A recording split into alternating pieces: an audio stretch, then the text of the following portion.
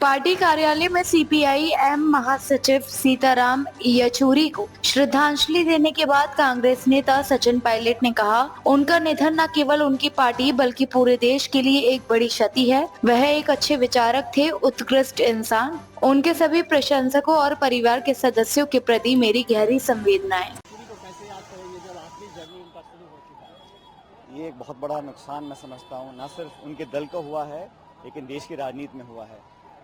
सीताराम येचुरी जी को मैं पिछले 20-25 साल से जान रहा था और उनकी राजनीति, उनका सौम्य व्यवहार और उनकी पैनी समझ इस देश की राजनीति की, वो हम सब लोगों को बहुत आज उसकी कमी महसूस होगी।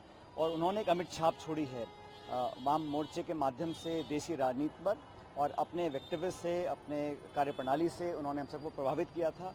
और he was a fine thinker, an excellent human being, and we will miss him dearly, not as a politician but also as a personal friend. So my deepest condolences to all his admirers and his family and friends. कहा जाता है कि India block बनाने में, unite करने में उनका भी एक बड़ा रोल था। उन्होंने 2 दशकों में लगातार, चाहे हम सरकार में हों या ना हों, उन्होंने निष्पक्ष राजनीति, एक इस प्रकार की सेकुलर राजनीति को उन्होंने बढ़ावा दिया था।